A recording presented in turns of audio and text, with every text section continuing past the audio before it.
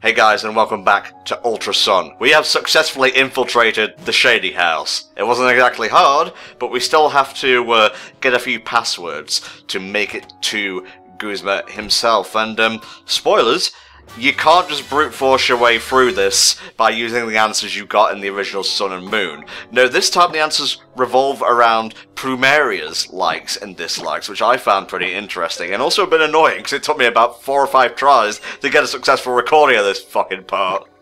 Yeah, man, I have trouble talking to girls in general. What makes you think I can get answers about their personal life to go fight the boss? Ugh. Dude, you don't get the information directly from her. That would be... well, it would be too interesting, for one thing. You gotta get it from random notes scattered about the mansion and whatnot. One of the answers, I believe, is the same, that being, like, what she likes to drink. I think Guzman liked Tapu Koko, and, or you have to answer no at the end as well. By the by, Sludge Bomb, great for taking out fairy types. So, you know, I figured since Cinder's fast, I'd give that to him. Even if, you know, a fairy was faster, it would decimate him for being part dark. But I've got to take risks sometimes, you know? You know, this level reminds me a lot about A Hat in Time, which I really need to get back to. And that one level where you're going to, what was it? It was Queen Vanessa's Manor or something, yes. And just like, yeah, that's a little fucked up, man. And I'm just like, I just haven't had the time to get back to it, and I'm sitting there going, well, I wonder if there's any, you know, videos about it on YouTube with some idiot, you know, doing his little reaction video over it, but surprisingly, I found none. Especially in the thumbnails for that. So, it's nice to see that that remains pure. Yeah. We'll be doing a Hat in Time LP this year. Once some of the DLC drops, that'll be Tanner and myself, because he loves Hat in Time. I adore Hat in Time. I actually had one of the Hat in Time devs in the stream. I believe it was either the head of art or one of the art designers. I may even be getting that wrong, but I felt super important in that stream, and that's all that matters. Well, that's pretty good. You know, it's always good when, you know, a developer interacts with the fans like that, and you really know that there is that feedback and that sense of community that comes as a result of that. So it's really good to see that so many people are enjoying the game and the developers are knowing about that, and then, you know, it's just, it's pleasant all around. You know, it's a nice, refreshing feeling. I was actually given a review code for the thing, so, you know, I was inclined to gush about it anyway, but I ended up really enjoying the game, and I feel like I gotta chip in and help its success, so I will be purchasing the PS4 one. I don't really need to tell anyone about that, I just felt like saying it, and we're pretty much past the grunt fight now, so I can stop talking about a Hat in Time LP later this year. Watch out for it. Alright, well, let's see what weird answers we have to go ahead and collect just to get to where we need to go. You must answer me these questions free if you wish to meet with Guzma. Hee hee.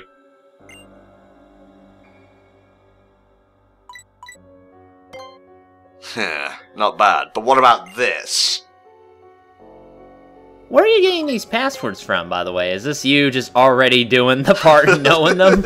They are around the house, much like with the answers in Sun and Moon, so you gotta answer Poison Jab, Bound Sweet, and Tapu Koko. And when he asks you if you're sure or not, you answer much like every other Team Skull member. You say no, and you stick it to the man. Yes, being indecisive really counts in this place for some weird reason. Like, out of context, it makes sense. In context, it's a bit stupid, but this is Team Skull we're dealing with, so let's head on outside. These are the people who walk 1 inch and still do their dance anyway. I can just imagine one of them going to the bathroom. Down, gotta take a shit, let's go, oole, oole. Rapping on the John. But did you say oole? What the hell kind of word is that? I don't know, I'm just making up mouth noises. Although, the image of a Team Skull member doing his little dance, even while on the can, just looks hilarious in my mind. I've always loved this imagery of, like, having to go outside on the roof to get to another area of, like, a house or a mansion. Yeah, keep in mind, the boxes weren't even higher than the height of your player character. You could have just knocked them over and walked over, but I guess they're filled with concrete or like really heavy Pokemon and you can't just push past them. Well, yeah, he needs like a Pokemon just to do basic jumps and walk around slightly more pointed rocks. I'm kind of surprised this fucker can walk without help, you know what I mean? Yeah, it's even funnier when we get to Guzma, because you may have forgotten this, but his office, quote-unquote, is actually just a bedroom. He's holed up in his bedroom right now, hiding from the police. Hey, I call my bedroom technically my office, so that works out, right? Ah, the Fortress of Solitude. Girls, stay out. No, girls can come in. It's okay. You just can't be ugly. I mean, there's a minimal level you have to reach, but other than that, you're invited. It's fine. Jesus Christ, Helldragon. No, I have very high standards. I'm sorry. Yeah, no fat chicks in HFC. That position's taken by me. Thank you very much. Alright, next up we have a bit of more Cinder action here. Oh yeah, he's the new MVP. He's getting the push. He's the Roman Reigns of my team. That's a correct wrestling term or reference, right? Ah, well, I wouldn't use Roman Reigns specifically, considering how sometimes it doesn't quite fucking work, but you do what you need to do. I read a thing on Twitter just recently, and he said, like, The Undertaker has peacefully passed by this random house or whatever, and I kind of did a double take, which I think was the point of the tweet in the first place. Just see, like, Undertaker has done nothing special tonight on Raw. It's just, what? It's like those posts where you see, like, Betty White woke up peacefully this morning, like, you motherfuckers. The day she passes from this world, the light will diminish that little bit more, and Xehanort's plan will be that much closer to fruition. I'm sorry, I've already seen that light diminish when I saw Betty White video poker, or slots. I'm just like, nope, I think we're there. Apocalypse has already come. Wait, I think you need to go into a bit more detail about this. She played poker? What? Yeah, when I went up to Texas for a few days, last year, I actually went up to, I think it was Oklahoma, and crossed over the border, and I went to the WinStar Casino, which is the largest casino in the United States, and they weren't kidding. It's not tall, but it is wide, man. It's just like, it's like several casinos got stitched together or something, and it's filled with slot machines. So many slot machines, you have to jump all the way to the back just to play some video poker or blackjack. And when I'm looking at these slot machines, they had a bunch of different varieties. Game of Thrones, Big Bang Theory, Jimmy Buffett, and of course the crowning jewel of them all, Betty White video slots. And I'm just like, why would you make that? Is there a profit here? I just don't, why? I guess people could play for ironic purposes, get fucked Goldberg, by the way. Or, you know, whenever you hit the jackpot, Betty White's soothing voice just tells you what a good boy you are, and not to spend all your money on sweets. Funnily enough, the most money I made at that casino was at a non-gimmicky machine where I just bet money and then I'm basically rolling a dice to see if I get more. I was like, that was my most profitable machine. I'm like, okay. Yeah, I think the most I've ever won from a machine is like 14 quid or so. Ooh, I was rolling in the dough that day. Man, that's like 1 gallon of gas over here. Wow, you were really hitting it. Jesus, what a depressing factoid. But here's another depressing factoid. We're about to fight Guzma, and he's gonna lose again. Can that boy do anything right with his life? Yep.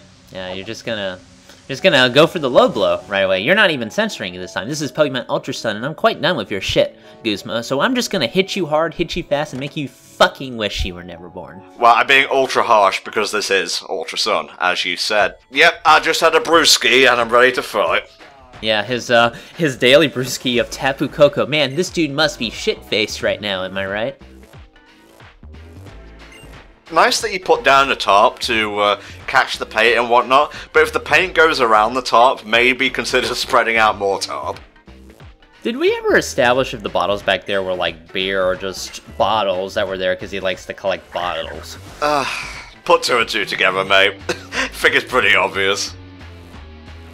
Yep, tons and tons of empty super potions. He just sucks them down when nobody's looking. Huge, terrible addiction. It's good for the Pokemon and it's good for me. That makes me laugh. You're messed up, kid, thinking that my grape juice is like alcoholic beverages. Haha. I will give you a nice hard smack as compensation for your buffoonery. I'm gonna look at that laptop he's looking on. He's actually on 4chan's V. You know, just completely shit posting. Now, he would be on, like, X or something. Anything to do with cryptids or insect-looking things. X. He's too fucking tame for X. Come on. I actually kind of want to see him on traditional games, and he's talking about Pathfinder all the time. That would be hilarious. It would actually, I think, legit fit him, because Guzma is a tryhard when you look at it, so I think that would fit him really well. Pretty much, yeah. Alright, we're going to stick with the same strategy as when we fought him in Mali Gardens. Char's going to get off a fly here. That'll do enough damage to trigger Galisapod's emergency exit ability, and then the true motherfucker of the time and arena, I guess, comes in, Masquerain, and spoilers, I don't think Char will be faring very well against this hard-hitting troll of a Pokemon. Why is this Masquerain such a goddamn monster anyway? I mean, we used to not give Masquerain the time of day, but now suddenly it's a fucking death machine. I don't know what happened to it. I'm not sure what juice or how many push-ups he did, but clearly he's a monster.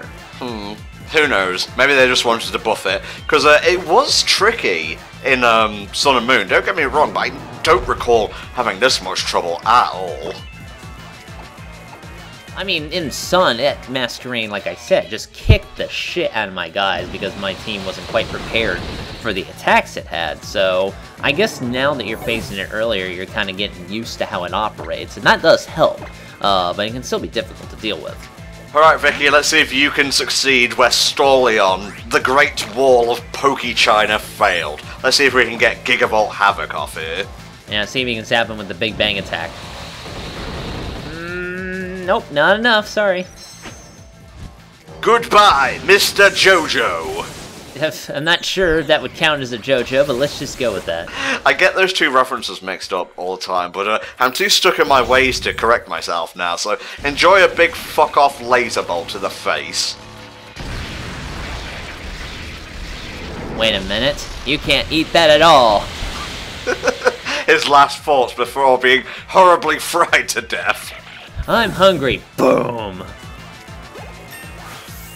You deserve that level up, Vicky. You are the apple of my eye, you Vic Viper-looking stranger. Yeah, I'll give you dig. Why the hell not? Yeah, it's kind of odd to give your Vic Viper dig, but it does help. It's a, ground-type move, and you do need some coverage at this point.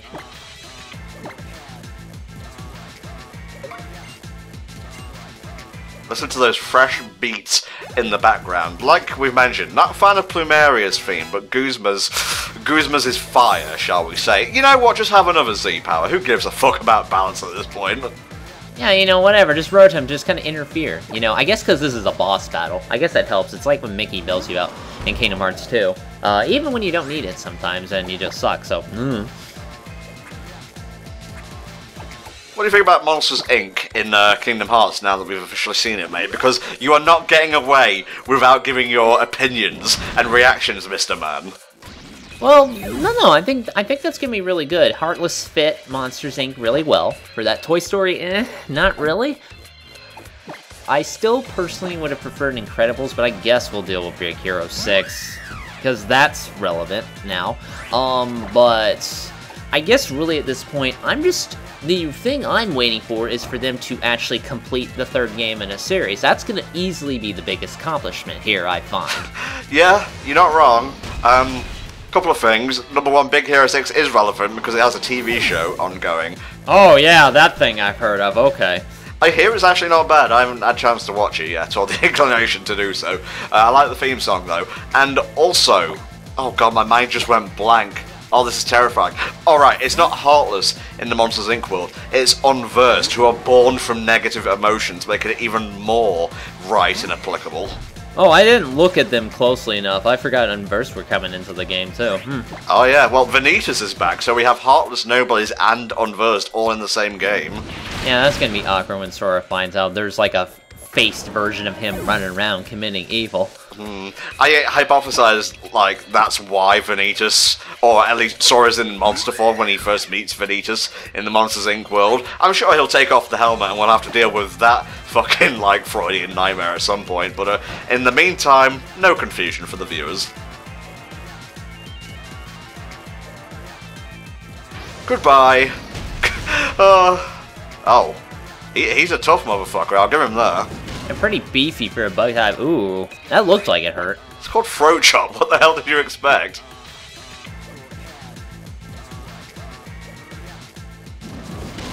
Jesus, I felt that one. Pinsir does have the pincers to support wrestling moves, so him wrestling Hall Lucha is actually a pretty good match idea. I've always liked Pinsir, I don't know, maybe it's just because he's a stag beetle, but that appeals to me as a loser who likes Beetleborgs. I don't know, Pinsir is underrated. I like his Mega Evo, so it was kind of good to get him that kind of press for that. Although, to be fair, he doesn't have the magnificence that is the Scizor, you know, Evo. Very true, very true. It's nice when, that amount of riches we got for using the fucking Rotom Power, by the way. But it's nice when your opponent takes losses gratefully, even though he's going to have a breakdown in a minute. Speaking of a breakdown, breakdown! JoJo reference. It's evolving. What more do you want me to say? Well, let me get my shoulder out of my pocket for this, because I know you need the help. Shoulder in my pocket. So, do we get to name the shoulder? Is he just gonna be like that guy who leeches off of us and doesn't pay rent? Or... Call him THD if you want.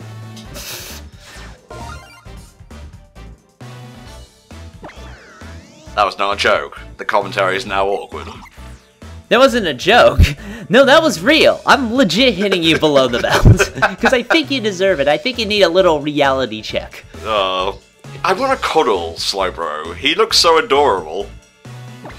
He's kind of adorable, yeah. I mean, if you avoid the end of him, he's got that... He's got that innocent-looking face. I mean, clearly he doesn't know what the fuck's going on, but you can't blame him for trying. So, yeah, I can kind of see it. It's kind of horrifying when you take into account what Mega Slowbro is, though. Because, like, the Shelder consumes him entirely, and he just wears the thing like a friggin' Beyblade. No, more like...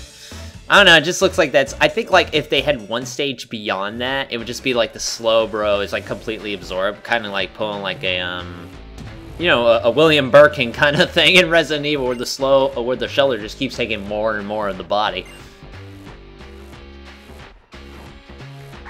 Oh yeah, I completely forgot we came all this way to rescue a Pokemon. I thought we were just bothering Team Skull, honestly. To be fair, Young Goose is pretty forgettable. Oh, I'm so mad at you. I'm gonna go have a beer so I won't feel mad anymore. Man, I'm gonna slam down so many Tapu Kokos. Man, look at all those Bugnium Z's in that chest over there. Gosh darn. Yeah, I like how you only take one, but you don't take the rest. You don't take them back after they stole them. Nope, fine where it is. Yeah, of course I'm gonna sit in the chair before we leave here. You think I'd miss this Easter egg? Guy in the comments who always calls me out on missing events?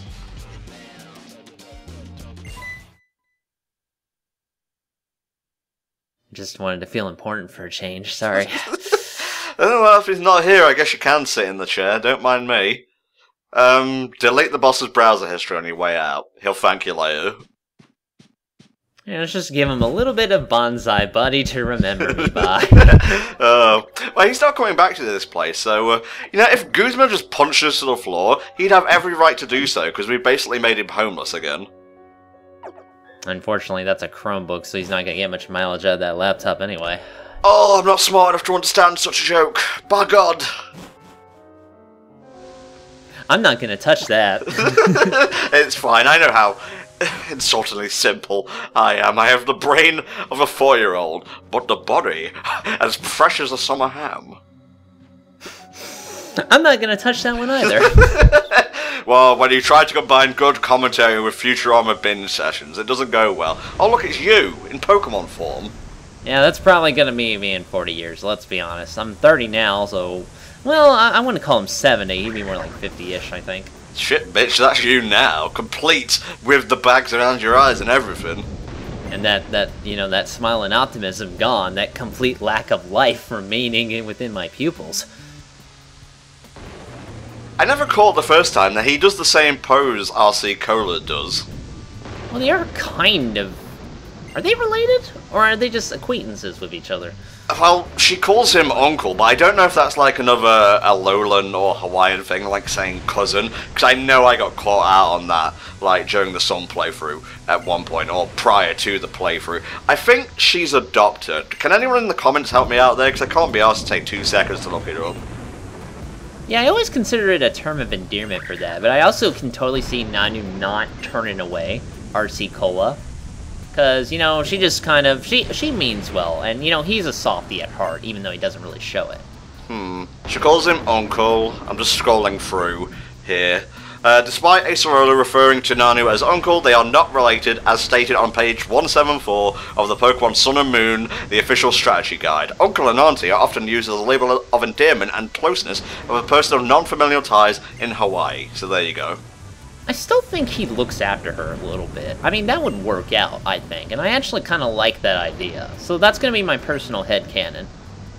Dude, he's the, grumpy asshole of a heart of gold. That's why I like you so much, because beneath your mushy and disgusting layers, there lies a solid gold bar just waiting to be pilfered. Yeah, I know. That would explain why I feel like I'm overweight. All this gold I have to get out of me. Leave already. You've said goodbye 5 times. What am I watching? Return of the King? God, that kid's annoying. But she cooks a mean lasagna, so that's why I keep her around.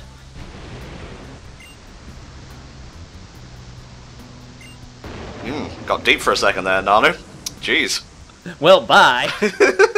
Alright guys, I guess that'll do it for now. So the only thing left to do is head on over to the next island. So if you'll allow me to slowly scroll down here, taking in all the different dots and sites, we shall see you next time when the Pokemon Ultra Sun playthrough continues and we battle Island Kahuna Nanu. See you then.